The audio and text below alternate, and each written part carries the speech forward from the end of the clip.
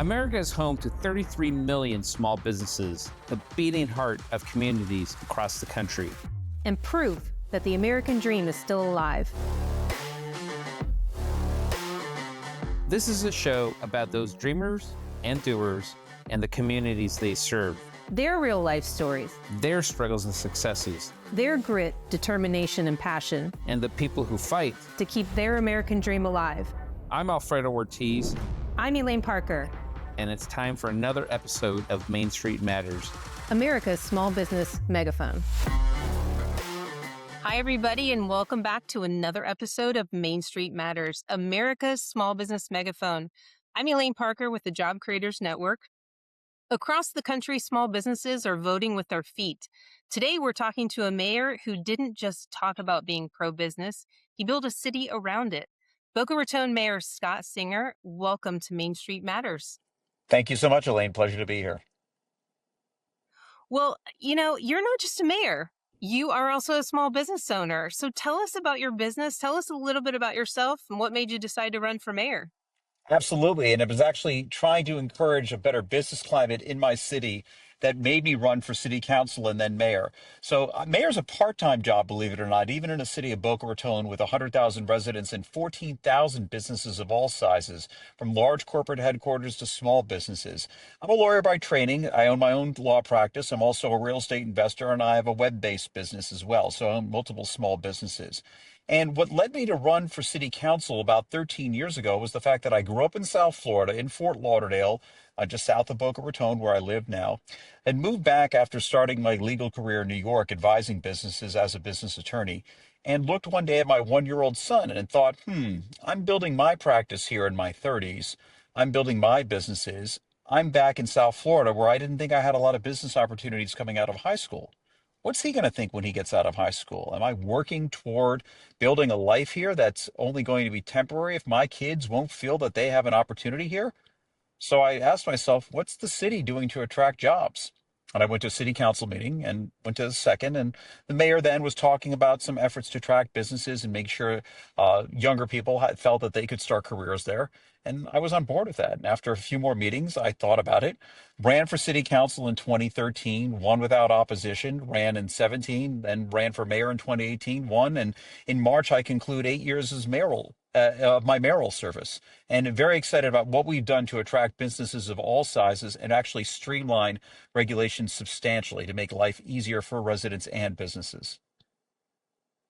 I was going to ask you about that. In the 8 years that you've been mayor, what are some of the biggest challenges that you've heard from small business constituents, and what are some of the biggest issues that you've tackled for them? Sure, we've tackled a whole range of business issues, and I'm proud to say that we've implemented more than 20 streamlining efforts. A lot of the work of a local government is zoning and land use. In terms of permitting for buildings, whether it's an individual homeowner or a business moving into an existing space or a large scale construction project, we've cut permitting time down by more than 60%. We moved to all electronic permitting for those submissions.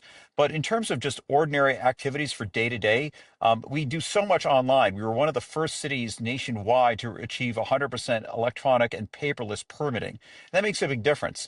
Actually, one of the first ordinances I sponsored my first month or two on council was an elimination of a needless requirement for home-based businesses. I just thought that made no sense, and we've continued to chip away and find efficiencies for businesses. In terms of our overall climate, I'm proud to say we have the lowest property tax rate of any full-service city in Florida, and we've lowered the tax rate consistently over the last 8 years. I never voted for a tax increase, lowered taxes. And why does that matter? Because it helps businesses retain employees, it helps families thrive, and that's really the key thing. And we're always looking for ways to make it easier to do business. We've expanded our economic development efforts. We provide concierge services for businesses here or those looking to relocate. And we're really a welcoming place. That's why we have more than half the corporate headquarters of all of Palm Beach County, President Trump's home county, and yet we're not the county seat. You were mayor through COVID, which was an unprecedented time. We were in probably one of the best states to be in during COVID, and post-COVID, we've seen a tremendous amount of inflow of new residents to South Florida, particularly businesses, small businesses. I'm sure Boca has felt an increase in that growth. How have you kind of managed all of that? Because we love it as obviously residents and mayors of cities around the state. But how do you manage that growth? I've been to Boca; it's beautiful, but it sure is busy. Well, it is busy, but again, it's to frame it. We're about 100,000 people. We've had small but steady growth in our population, and our business strength has continued to thrive. We've had 15 million square feet of office space, and it harkens back to the days of IBM when the IBM personal computer was invented in Boca Raton, not in Silicon Valley, but the personal computer that really changed the world and made it mass market, invented in Boca Raton. So we've had that tradition of innovation and technology that helped fuel strong presence in financial services and fintech, and we've continued to track companies there. We've measured growth responsibly. We're a pretty built out city. You've seen growth throughout other parts of South Florida, even suburban Boca Raton, further west that's not in the city limits where you have seen new residential developments come up. But we've been pretty measured in our growth. And that's how we're measuring. That's how we've kept it on an even keel and a slow, not slow, but a medium size, steady, and absorbable pace. Excellent, excellent. We've seen a lot of growth. I'm a little north of you in Central Florida, and we've seen a lot of growth up here. But it's been great for business, great for jobs. So it's obviously great to be in the free state of Florida. You have decided to throw your hat in the ring and run for Congress in Florida 23. I believe you are going to challenge Jared Markowitz. What made you decide to throw your hat in the ring? Well, I love public service, but frankly, this is a time for choosing. I think I've accomplished a lot, and we've accomplished a lot as a city over the last 8 years as mayor and 12 on the council. But I see that we're at a time for choosing in our nation. And, we could go back to where we were the last 4 years with high inflation, porous borders under President Biden, or the incredible gains we've seen under President Trump in less than a year in office. The biggest tax cut in the nation's history, a strong and secure border, GDP rises that are huge, drop of inflation, and a number of provisions to cut out waste and regulation. I want someone in Congress, at least in my district, and I'm prepared to be that congressman, to codify through legislation all the gains of these executive orders so that we can make them permanent. And again, on the small business side, there are so many harmful regulations and waste that we were unaware of really until the efforts of DOGE. Those need to continue. Beyond that, I want to Mhm. propel the America First agenda. For the last 6 months, I've had the honor of being the inaugural chair of the America First Policy Institute Mayors Council, where I work with about 50 mayors across the country who are focused on advancing the America First agenda, common sense solutions to propel cities forward, to make government work better for residents and avoid some of the waste, the far left radical ideas that you're seeing take root in cities in New York and Seattle and Minneapolis. We need a different change, and we need warriors in Congress who are going to advance this agenda so we can continue these gains and get something done. Yeah, I was thrilled to see that you hold that position and lead these mayors across the country on the conservative side, because I've always seen that Democrats are so organized at the local levels, at the lower levels, and it's interesting how much we don't realize local regulations, local laws, and ordinances can actually impact us in a greater way, and small businesses in a greater way. So I was really happy to see that you are leading an effort like that for the conservative side, because the left is really ahead of us in that area. They have been ahead of us, and even nominally bipartisan mayors' organizations are dominated by left leaning Democrat mayors and increasingly more far left mayors. It's been harder for conservative ideas to find advancement, and that's what we're trying to do. And there's, again, common sense principles: lower taxes, lower regulation, encouraging job growth, supporting public safety. These are the basic functions of local government. And I've always thought the local level of government is the most important because it touches us in our daily lives. You can't turn on the tap or drive your streets without the local matters. They're all run at the local level. So I think it's important what we're doing this work, and I'm very excited to work and honored to work with mayors from across the country who share a vision of what we need to do to make sure our cities are safe. Take the recent events in Minneapolis, where you have state and local leaders outwardly hostile and using inflammatory rhetoric, which is not helping the situation. And yes, as of today, we've seen some backing down from those local leaders, but there's a situation where you have federal government working with state and local leaders across the nation that don't have anywhere near the problems that impact families terribly, that shut down businesses, that allow riots, that allow crime. Um, those cities do not attract businesses. Those cities are losing residents. And that's why we're seeing more people move to cities across the Southeast and in other states like Florida, where we have more sensible leadership at the state and local level. Yeah, and the having that strong leadership at the state and local level is so important. Again, I think that sometimes that it seems like it's hard to get people involved at the local level. Even to get folks out to vote in the midterms is harder than coming out in a presidential, right? So, what is your advice to mayors across the country to really get their constituents at the local level to engage, especially small business owners, because their voices are so important to be heard at both the local, also the federal level, but at the local level can make such a big difference on key issues, regulatory, work and so forth like that. What is your advice to mayors to get them engaged? Well, it's going to take engagement by everyone, the business community, local elected, state and federal as well. We need people to get more involved. The local level government also often happens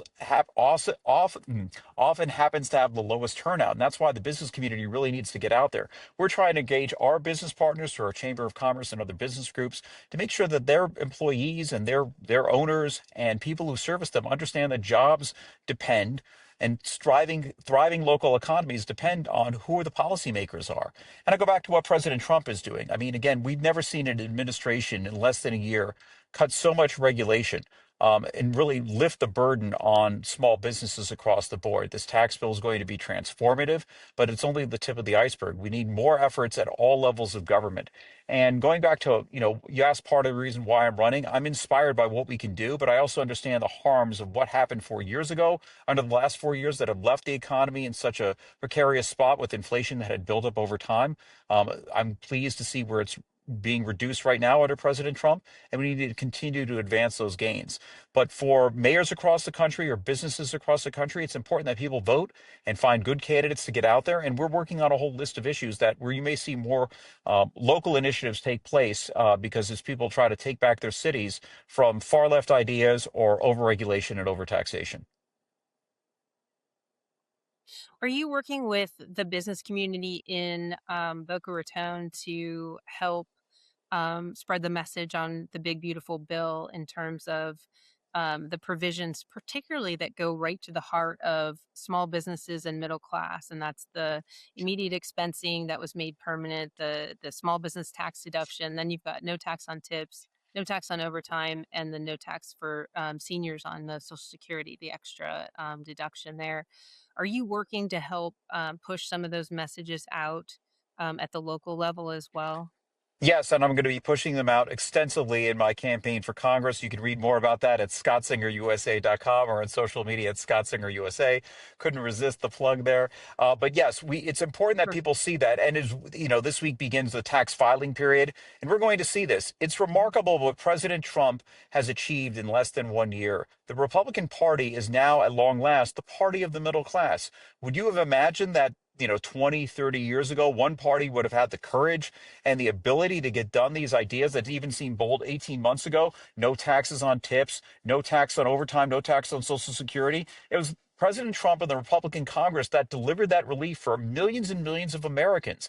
And the one big beautiful bill has so many other provisions, from savings accounts for kids to small tax breaks and incentives and tax relief for small businesses that are going to unleash the economy. It's important we get there. As a lawyer, as a small business owner myself, I understand the direct impact that these policies have on being able to create jobs.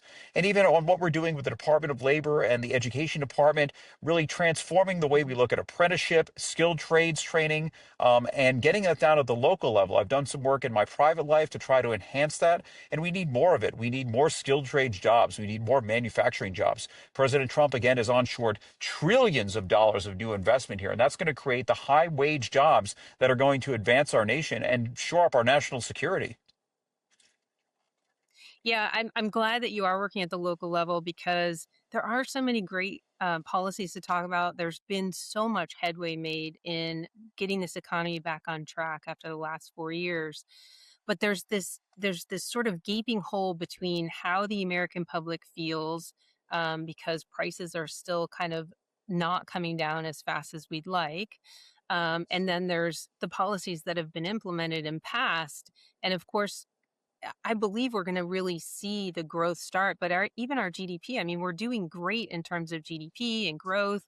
And this year, there's a lot to be positive about, but there's that kind of gray area where it's like the gaping hole really between how people feel and getting them to see what these policies are doing and how prices have come down. And so I appreciate what you're doing because we're trying to do the same thing through our small business owners, and it's get that message out about what these policies are doing for small business that will ultimately make its way to their employees and their employees' families Oh, and absolutely. communities for that matter. A- And I'm grateful for your work too, because you're doing more work to publicize it than I am in my local community and mayors across theirs. It's a team effort here, but people have to realize that the inflation didn't happen overnight and it didn't happen under President Trump's watch. It happened under President Biden's watch. 4 years of steady inflation, the highest inflation numbers we'd seen in a generation. And when those build up consecutively, that's why prices have risen so high. When you have harmful regulations that have impacted the economy, that's where you're seeing the price pinch too. And when all of the bad policies that happened really under 21, 22, it took years to take effect. They're going to unwind as people start filing their tax returns, seeing tax refunds there, and they're already starting to see greater paychecks, greater take home pay. That's going to be transformative. And I'm optimistic that people are going to get this message. But anyone watching now, I would say, really take a look at the underlying metrics. They're so much better than they were 15 months ago under President Biden. And President Trump's had huge gains, and they're going to continue. And you don't blame the person who's fixed the solution or found the solution and fixed the problem.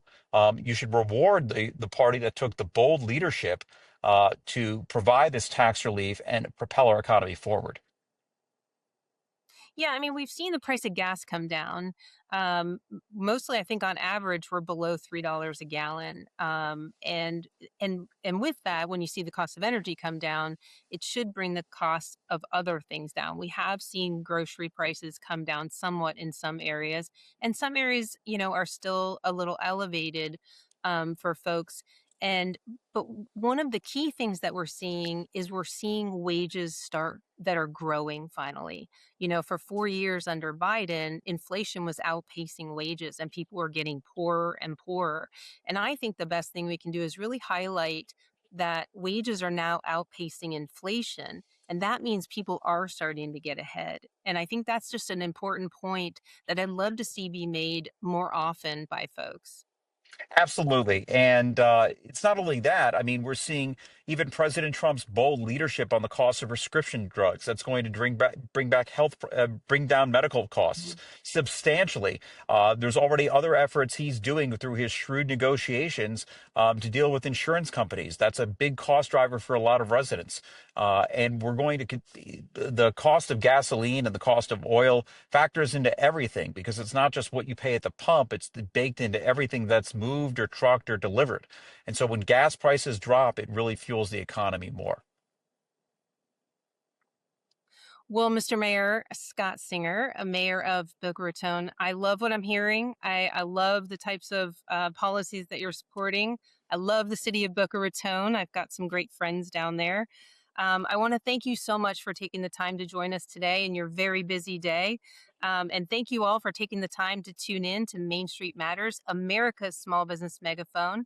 Main Street Matters is distributed by Salem Podcast Network. You can tune into the show every Wednesday and Friday or wherever you get your podcast from. And we'll be back soon with another episode. Bye for now.